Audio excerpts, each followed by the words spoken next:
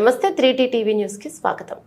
ముఖ్యమంత్రి రేవంత్ రెడ్డి ఆశీస్సులతో ప్రజాపాలనలో మహిళల ప్రాతినిధ్యం భాగస్వామ్యం గణనీయంగా పెరిగిందని మక్తల్ నియోజకవర్గంలోని ఎమ్మెల్యే వాకిలి శ్రీహరి సతీమణి లలితమ్మను వారి నివాసంలో దేవరకద్ర నియోజకవర్గం చిన్నచింతకుంట మండలం అమ్మ సేవా సమితి అధ్యక్షులు సి బాలు నాయకులు నేహామియా ఎం సుదర్శన్ సి అనిల్ కలిసి మహిళా అంతర్జాతీయ దినోత్సవ శుభాకాంక్షలు తెలిపి పుష్పగుచ్చాలను అందించారు.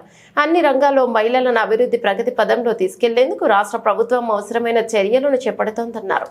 మహిళల సాధికారతతో పాటు ఆర్థిక స్వావలంబనకు మహాలక్ష్మి ఉచిత బస్సు ప్రయాణం, ఇంటింటికి 500 గ్యాస్ సిలిండర్ గ్యారంటీలను కొత్త ప్రభుత్వం అమలులోకి తెచ్చిందని అన్నారు. అన్ని రంగాల్లో మహిళలకు సమాన అవకాశాలు, సమాన హక్కులు దక్కాలని సీఎం రేవంత్ రెడ్డి మక్తల్ ఎమ్మెల్యే వాకిలి శ్రీహరిని ఆకాంక్షించారు. మహిళా సమక్షంలో తెలంగాణ రాష్ట్రం తప్పకుండా దేశం అందరి దృష్టిని ఆకర్షిస్తుందనే నమ్మకం తనకుందన్నారు.